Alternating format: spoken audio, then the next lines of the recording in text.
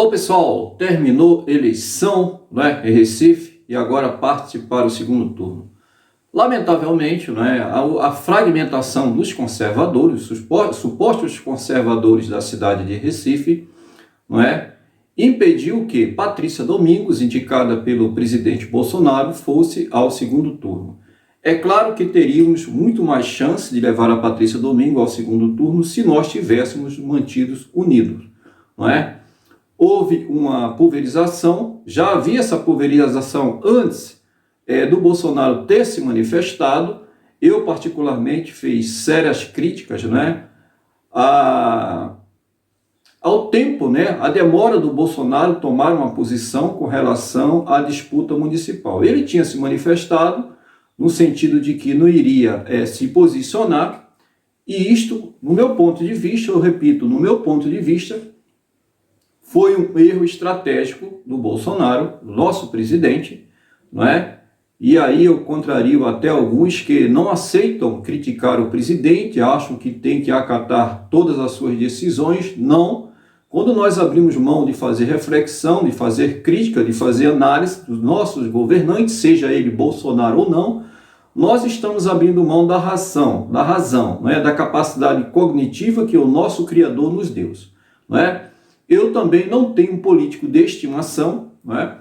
E sempre fui um apoiador do Bolsonaro, mas neste aspecto, nos outros vídeos que eu fiz, eu reiterei que Bolsonaro errou feio em não ter se posicionado com relação à disputa municipal. No meu ponto de vista, deveria ter se posicionado, pelo menos nas capitais, é claro, o país com diversos municípios, milhares de municípios, ele não poderia especificamente falar sobre cada um deles. Portanto, nas capitais, que é o caso aqui de Recife, desde o início, né, os eleitores do Bolsonaro ficaram pulverizados devido à falta de posicionamento do presidente, né? Uma liderança faz uma grande diferença, nós precisamos ter sim liderança, né? Algum pode interpretar isso, não, ele deixou a opção para os eleitores, né, de forma democrática, tomar a decisão, não tentar interferir no processo, mas assim nós estamos subestimando a esquerda e a sua capacidade de organização. Enquanto conservadores, vejo que nós estamos ainda muito divididos, desorganizados, e muitos dos eleitores não querem se submeter a uma liderança política. Ora, nós precisamos sim nos submeter a uma liderança política, isso não é seguir cegamente, reitero, não é seguir cegamente. Portanto, se você não aceitar uma orientação daquele que está com uma visão além da linha do horizonte, não é? Haja visto a grande maioria não tem essa capacidade intelectual de discernir, não, de prever, né, o desenrolar, não é, da geopolítica do país, eles precisam sim de uma orientação. Não é? É como você dar luz ao cego, para isso servem os intelectuais. Os intelectuais, quando aplicado a sua intelectualidade de forma positiva, não é? Eles ajudam sim a população, a massa como um todo, não é? Eles ajudam a guiar aqueles que não tiveram oportunidade de aprender política, não tiveram a oportunidade de se educar, de buscar alternativas, soluções, não é? E procurar trazer uma abordagem mais completa do contexto político, né? Isso pode ajudá-lo, claro, a encontrar um alvo, né, nessa sua vida, nessa sua militância democrática. Não é? Enfim, com a divisão dos conservadores, muitos não abriram mão de seus candidatos, né? Isto serviu de certa forma para separar o joio do trigo, né? Uma vez muitos se diziam bolsonaristas de raiz e carregavam a bandeira do Brasil, a camiseta do Bolsonaro. Mas quando o Bolsonaro resolveu, mesmo que tardiamente, apontar para a Patrícia Domingos, aqui na cidade de Recife, eles, não, Patrícia Domingos não. Então é Bolsonaro desde que apoie o meu candidato. Né? E aí, né, prevaleceu a máxima, né, da divisão, né, dividir para governar, não é verdade? É preciso enfraquecer o inimigo e a divisão é a melhor forma de se enfraquecer. A esquerda usou essa estratégia, né, de certa forma explorou isso, né, houve fraude, provavelmente, né, esse é o meu ponto de vista, a gente não pode provar, mas as evidências são tremendas, seria muito leigo achar que houve lisura nesta eleição. Colocaram dois candidatos de esquerda, lá no segundo turno, PSB, João Campos, e a Marília Reis representando a extrema esquerda, que é o PT. Fazendo um retrospecto do que vem acontecendo ultimamente na política do país, nós podemos observar que há uma tendência, sim, de o João Campos ganhar esta eleição. Vamos considerar que houve fraude e que o mecanismo que está delineando essa política aqui no Brasil não quer mais o extremismo, porque o extremismo está sofrendo uma grande rejeição. É o caso do PT. Então, o PT no poder traria choques, anarquias, talvez desobediências civis, muita resistência, e isso poderia, sim, fortalecer o suposto inimigo deles, que são os conservadores. Na verdade, são os patriotas, aqueles que realmente amam de forma mais racional o seu país. Então, seguindo este raciocínio, há uma possibilidade, sim, se houve fraude, e eu acredito que sim, houve fraude não só em Recife, como houve em outras cidades, Rio de Janeiro, São Paulo. O Boulos jamais teria condição de chegar à final ou ao segundo turno, e chegou ao segundo turno porque deixou os eleitores conservadores sem opção, ou seja, escolher entre o ruim e o pior. Então, você entrar nesta retórica de agora fazer campanha, seja para um partido ou seja outro, é você quase que legitimar a fraude que aconteceu, é legitimar todos os atos não republicanos que partiu a partir do TSE, uma vez o TSE é responsável pela coordenação, na verdade pela execução, fiscalização e julgamento do processo de eleição no Brasil. É um caso realmente sem precedente no outro país, como órgão pode ser responsável pela execução, fiscalização e julgamento. São urnas fechadas, não auditáveis. A população, no momento, estão no mato sem cachorro, não tem como recontar esses votos, porque sempre prevalece o que o ditador do TSE, no momento, que é o ministro Barroso, e ele não dá oportunidade para o contraditório. Pelo contrário, acusa aqueles que desconfiam, acusam aqueles que pedem transparência de fake news, de propagador de mentiras e por aí vai. E ameaça até em abrir inquérito, processar e, quem sabe, até prender. Como aconteceu no inquérito lá do Alexandre de Moraes, que prendeu alguns patriotas, um deles, no caso, o mandato de busca e apreensão na casa do Aras dos Santos, do Oswaldo Eustáquio, e por aí vai. Então, nós precisamos agora, o que podemos fazer? O que o povo da cidade de Recife pode fazer neste momento? Ora, talvez seja o momento de a população juntar os trapos, juntar o que sobrou desse erro grotesco, dessa desunião, dessa catástrofe estratégica que aconteceu agora no primeiro turno, e procurar ter como alvo as medidas tirânicas do TSE. Ora, se a população desconfia que houve fraude, por que não agora fazer manifestação pelo voto impresso? Por que não agora a população resistir às medidas tomadas pelo ministro Barroso, presidente do TSE, a fim de colocar em 2022 o voto pelo aplicativo? Isso vai simplesmente facilitar o mecanismo a eleger definitivamente quem eles querem. Já está acontecendo isso, Muitos vereadores, inclusive aquela vereadora de Palmas, Tocantins, que começou no seu primeiro print com 1.111 votos, e no final ela terminou com 58 votos. Eu pergunto ao ministro Barroso, a sua excelência, Como explicar isso, se está registrado em print? Não é verdade?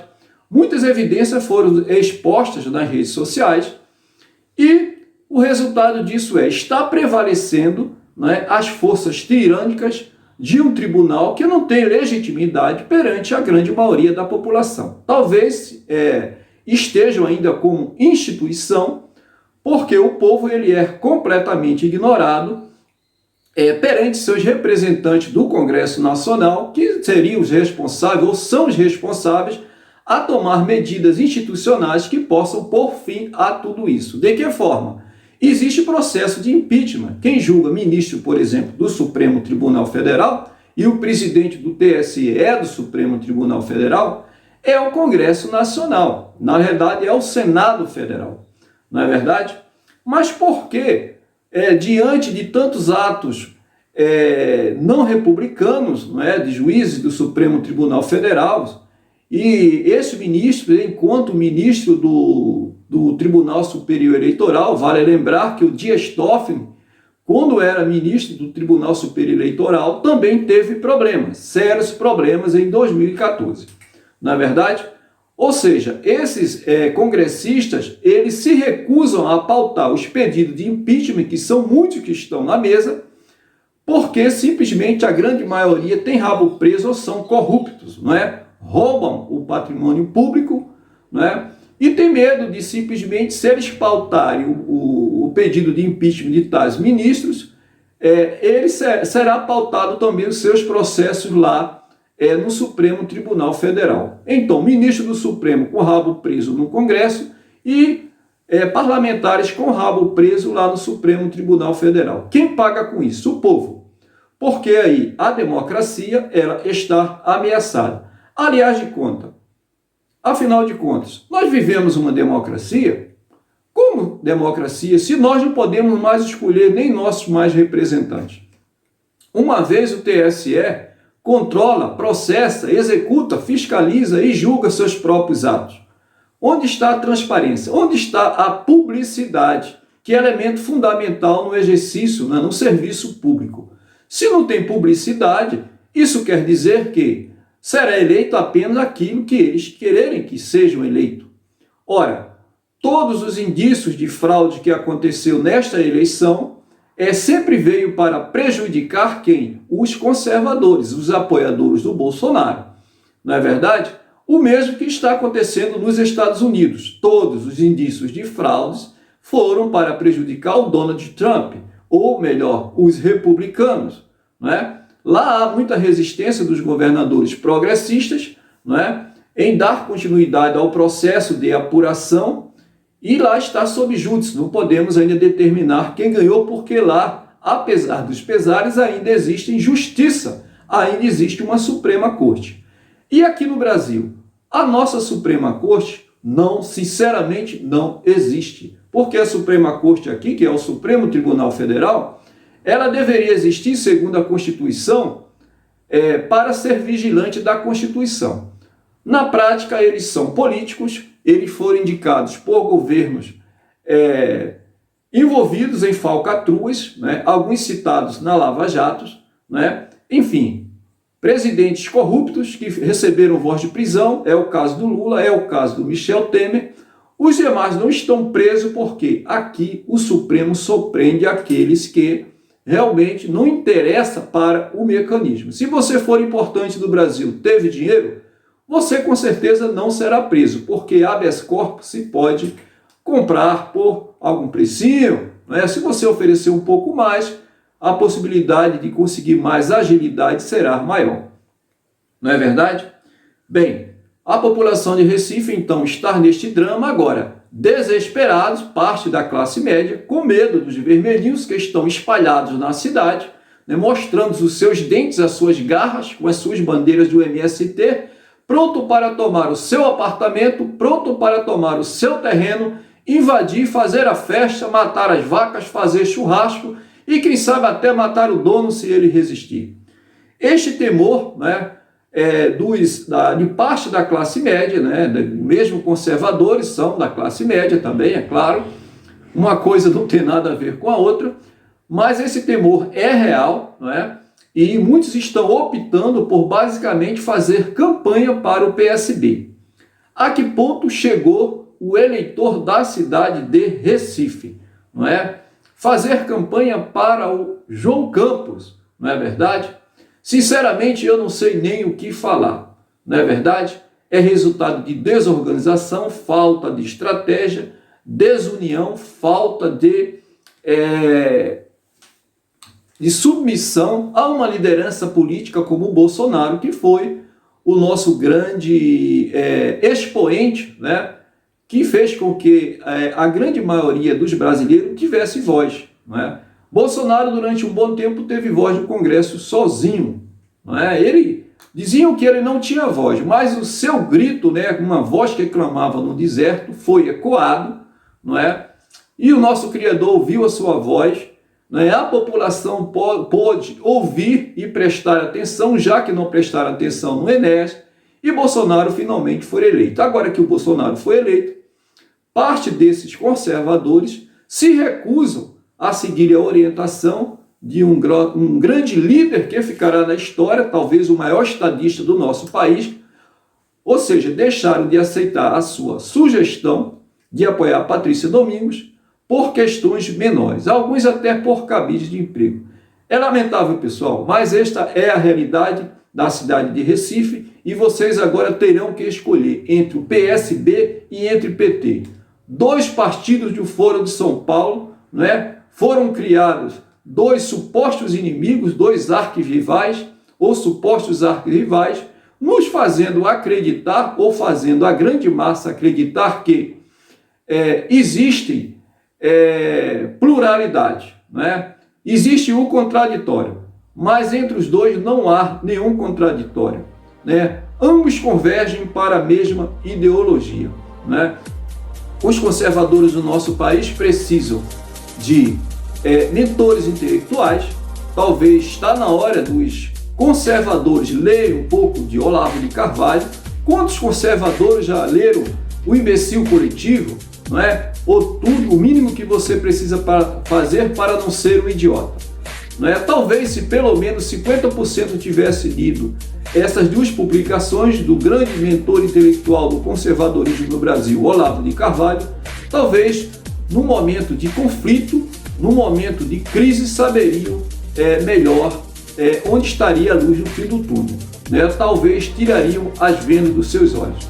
É isso aí, pessoal. Agradeço pela paciência e que nós possamos voltar aí com mais comentário aí da política da cidade de Recife e que eventos melhores venham à nossa cidade, porque, afinal de contas, a cidade de Recife é a cidade chamada de Veneza brasileira, né? E a população é uma população de bem, uma população honesta, é uma população que gosta do trabalho, que respeita a sua diversidade cultural, portanto, precisa se organizar mais politicamente. Um abração a todos, pessoal, e valeu!